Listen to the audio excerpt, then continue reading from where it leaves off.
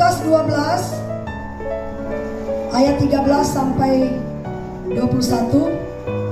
Kalau saudara sudah dapat, kita baca berbalas-balasan ya. Saya akan bacakan ayat yang ganjil dan saudara bisa bacakan ayat yang genap. Dengan perikop orang kaya yang bodoh. Seorang dari orang banyak itu berkata kepada Yesus, "Guru, katakanlah kepada saudaraku supaya ia berbagi warisan dengan aku."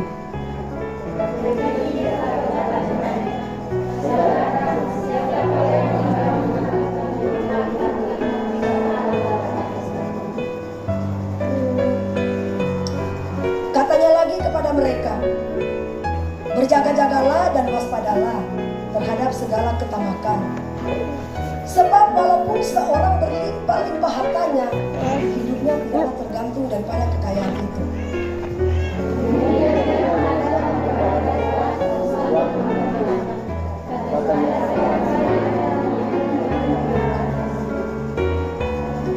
Ia bertanya dalam hatinya, "Apakah yang harus aku perbuat?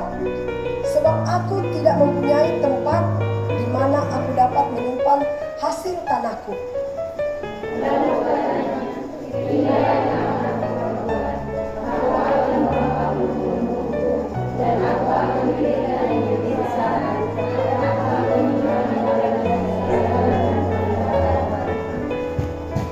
Sesudah itu aku akan berkata kepada jiwaku, "Jiwaku, ada padamu banyak barang, tertimbun untuk bertahun-tahun lamanya. Beristirahatlah, makanlah, minumlah dan bersenang-senanglah."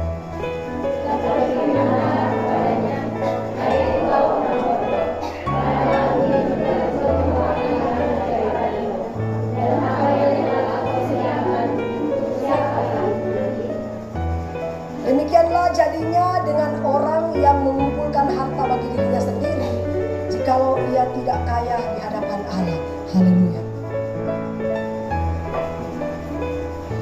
Puji Tuhan, Bapak Ibu Saudara yang diberkati oleh Tuhan Yesus.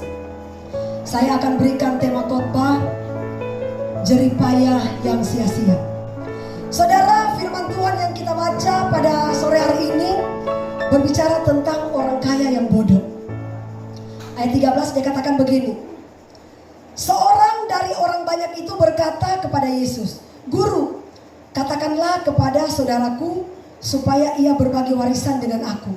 Tetapi Yesus berkata kepadanya, "Saudaraku, siapakah yang telah mengangkat aku menjadi hakim atau pengantara atas kamu?" Saudara, satu ketika ada seorang datang kepada Tuhan, katakan begini, "Guru, saudaraku itu punya banyak harta. Bisakah guru katakan kepadanya supaya dia itu boleh membagikan harta warisan kepadaku?" Saudara, melalui ayat ini menjadi gambaran buat kita, ya.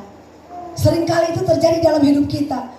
Ketika kita ada masalah, seringkali kita mendatangi pendeta. "Ibu pendeta, tolong doakan. Saya begini, masalahku begini. Saudara, ternyata saudara, Alkitab katakan begini, ya. Kenapa saudara Yesus katakan, "Apakah aku akan menjadi hakim di antara engkau dan saudaramu?" Artinya, jangan pernah mengandalkan iman pendeta. Amin. Tuhan mau supaya kita saudara ada hubungan intim, ada hubungan pribadi kita dengan Tuhan. Haleluya. Setiap kali ada masalah saudara, kita selalu datang ke pendeta, berbicara, menceritakan masalah kita. Terus kapan kita akan memiliki iman sendiri? Ketika kita dalam keadaan goyah, dalam keadaan rapuh saudara, iman kita bisa goyah, ya. Saudara, ini yang Yesus katakan begini, ya.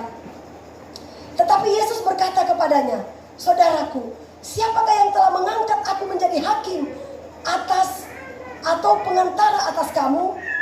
Baru ayat yang ke-15. Katakannya lagi kepada mereka, "Berjaga-jagalah dan waspadalah terhadap segala ketamakan. Sebab walaupun seorang berlimpah-limpah hartanya, hidupnya tidaklah tergantung daripada kekayaan itu." Haleluya. Saudara, firman Tuhan katakan begini. Pengkhotbah pasal yang ke-6 Ayatnya yang kedua.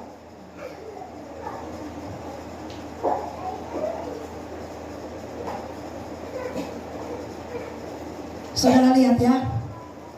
Orang yang dikaruniai Allah kekayaan, harta benda, dan kemuliaan, sehingga ia tidak kekurangan suatu pun yang diingininya, tetapi orang itu tidak dikaruniai kuasa oleh Allah untuk menikmatinya, melainkan orang lain yang menikmatinya. Inilah kesia-siaan dan penderitaan yang pahit. Amin. Saudara, ketika kita mencari harta kekayaan, ya, apa gunanya harta kekayaan yang kita cari, saudara? Toh pada akhirnya Tuhan katakan, walaupun kita banyak harta, banyak kekayaan, tetapi kalau kita tidak dikaruniai kekuasaan untuk menikmati, itu sia-sia. Haleluya.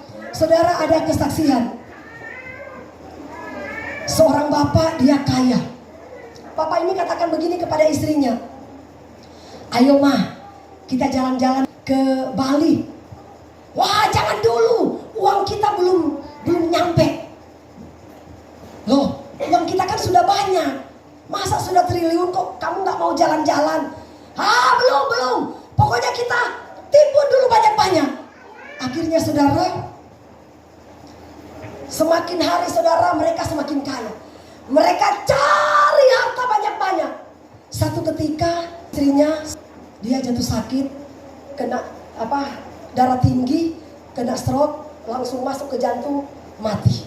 Ya, saudara, ketika dia menimbun harta banyak-banyak, tapi dia tidak menikmati hartanya. Ya, tiba-tiba saudara, karena si bapak ini nggak pernah bergaul, cuma sibuk dengan pekerjaan, sibuk cari harta. Akhirnya apa? Di dalam rumah itu cuma ada pembantunya namanya Mbok Inem. Nah, gara-gara dia nggak pernah bergaul, jatuh cintalah dia kepada pembantunya. Haleluya. Sekarang saya mau tanya, yang nikmati berkat itu istrinya atau pembantunya? Si Inem. Haleluya. Akhirnya si Inem katakan begini, Pak, Bapak kan sudah nikahi saya kan sudah jadi istri Bapak. Sekarang ayolah kita jalan-jalan ke luar negeri. Istrinya diajak jalan ke Bali aja gak mau. Sekarang si Inem banting jalan ke luar negeri. Akhirnya apa kata si bapak ini? Ini yang aku tunggu-tunggu. Dulu waktu aku menikah dengan istriku, disuruh ajak jalan-jalan. Belum. Cari duit dulu banyak-banyak, tipu dulu banyak-banyak. Akhirnya kena stroke, meninggal. Nah, tiba-tiba pergi mereka ke luar negeri. Inem katakan begini, Pak, saya pikir Pak, saya yang harus bekerja keras mencari uang buat nyonya. Ternyata nyonya bekerja keras mencari uang untuk siapa? Pembantunya. Luar biasa ya. Bertahun-tahun jadi pembantu, sekarang jadi nyonya besar. Ya, dia boleh menikmati harta kekayaan yang dicari bertahun-tahun oleh istrinya. Haleluya. Saudara, makanya Alkitab katakan begini, saudara. Orang yang dikaruniai Allah kekayaan harta benda dan kemuliaan, sehingga ia tidak kekurangan satupun, nggak pernah kekurangan apa-apa. Ya. Tetapi orang itu tidak dikaruniai kuasa oleh Allah untuk menikmatinya, melainkan orang lain yang menikmatinya. Inilah kesia-siaan dan penderitaan yang pahit. Luar biasa. Ya, tidak dikasih karunia oleh Allah untuk menikmati kekayaan. Itulah tema khotbah. Jeripaya yang sia-sia. Haleluya. Saudara, kesaksian lagi. Seorang ibu, hotelnya mewah, masih kredit. Yang jaga di hotel itu pembantu, suami, dan anak-anak. Wah, sambil si pembantu dan suaminya minum kopi, anaknya mulai berenang. Tiba-tiba setiap bulan tinggal dia bilang begini, Nyonya, balon lampunya putus ada 10. Oh iya kah? Transfer. Tak. Nyonya mau bayar listrik, bayar AC, semua jumlahnya 5 juta. Transfer lagi. Tak. Dia tinggal minta. Saudara, yang punya hotel itu, dia cekot-cekot bagaimana caranya mau bayar ini hotel setiap bulan, saudara. Tetapi si pembantu dia menikmati dan setiap bulan dia mendapatkan gaji. Haleluya. Yang menikmati siapa, Ma? Pembantu atau tuannya? Pembantunya. Haleluya. Tidak dikasih karunia untuk menikmati harta kekayaan. Saudara, makanya berdoalah kita kepada Tuhan. Ketika kita sudah berusaha bekerja keras mencari, berdoalah kepada Tuhan. Tuhan, berikanlah aku kuasa ketika aku bekerja keras membanting tulang mencari harta kekayaan, tetapi aku diberikan kasih karunia untuk menikmati harta kekayaan yang Tuhan berikan buat kita. Amin. Bukan orang lain yang menikmatinya. Haleluya. Coba saudara kita buka Alkitab. Amsal 10 ayat yang ke-22.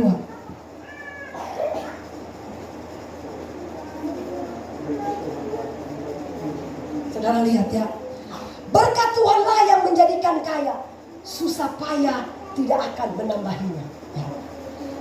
Susah payah tidak menambahi, saudara. Kita bekerja keras, bersusah payah, tetapi Tuhan bilang hanya berkat Tuhan yang menjadikan kita kaya. Amin. Artinya kalau Tuhan tidak memberikan kesempatan bagi kita menikmati kekayaan itu, tidak akan bisa. Makanya setialah dengan Tuhan, saudara. Biar setiap berkat yang kita cari selama ini, kita juga bisa diberikan kasih karunia untuk bisa menikmati harta kekayaan yang Tuhan percayakan bagi kita. Amin. Haleluya. Mari saudara, masih ada lagi. Pengkhotbah 3 ayat yang ke-13.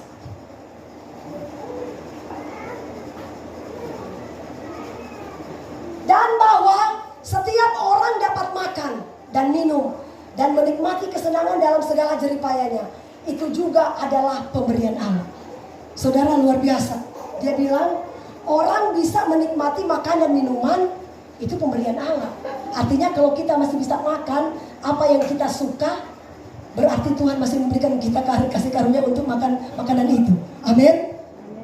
Dulu saudara, waktu kita masih susah, masih miskin, sedangkan aja mau beli daging nggak ada punya uang, ya kan? Aduh, pingin sekali saya makan daging ini. Saya cuma lihat-lihat orang mau pilih makan daging tapi nggak ada punya duit. Sekarang setelah kita sudah punya uang banyak, saudara, sudah bisa beli daging apapun, mau daging sapi, daging babi, nggak boleh kasih kuat. Saudara, tapi apa? Kolesterol darah tinggi, nggak bisa lagi nikmati, iya kan? Makanya dia bilang setiap orang dapat makan dan minum, menikmati kesenangan dan jeripayanya, itu adalah pemberian Allah. Amin. Kalau Tuhan nggak kasih kita kasih karunia menikmati itu, nggak bakal kita nikmati. Amin. Untuk itu mari saudara, terus ayat firman Tuhan katakan, Pengkhotbah 5 ayat 9. Siapa mencintai uang tidak akan puas dengan uang. Siapa mencintai kekayaan tidak akan puas dengan penghasilannya. Ini pun sia-sia. Amin. Saudara, apakah kita tidak boleh kaya? Boleh gak Pak kita kaya? Boleh. Pak Angel, boleh gak kita kaya? Boleh gak? Boleh. Ya, siapa bilang kita gak boleh kaya? Haleluya. Saudara, tetapi yang jelas Alkitab katakan, ya, kalau kita lebih memprioritaskan mencari harta kekayaan daripada mencari Tuhan, maka kekayaan kita ini pasti akan sia-sia. Amin. Karena berkat Tuhanlah yang menjadikan kita kaya.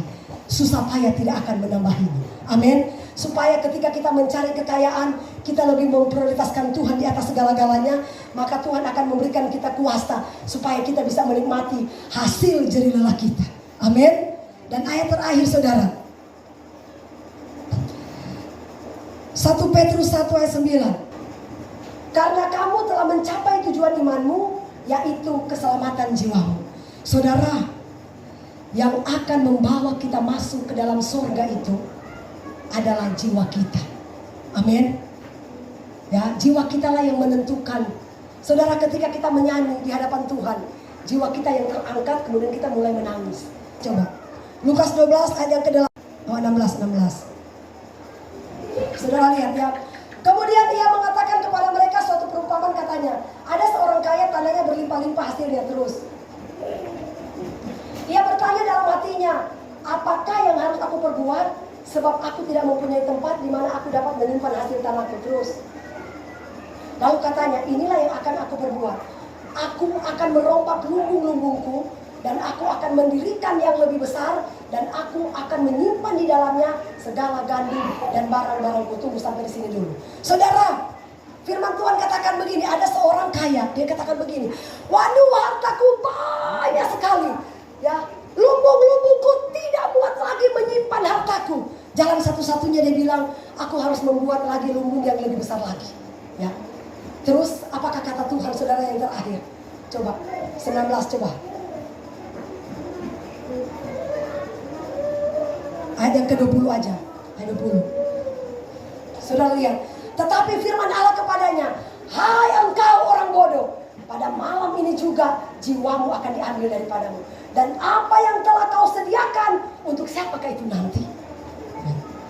Hai kamu orang bodoh, ketika kita bekerja keras, membanting tulang, saudara, mencari harta kekayaan yang kita timbun bertahun-tahun, tetapi kata Alkitab, kita sudah capek-capek cari, toh pada akhirnya malam ini juga Tuhan menjemput nyawa kita. Kepada siapakah harta kita untuk kita wariskan? Haleluya. Kita tidak bisa menikmati kalau kita tidak di dalam Tuhan. Amin. Tetapi kalau hidup kita dalam Tuhan, maka hanya Tuhanlah yang berkuasa memberikan kita anugerah kasih karunia untuk bisa menikmati setiap berkat kekayaan yang Tuhan percayakan bagi kita. Amin. Tuhan Yesus berkati kita semua. Shalom.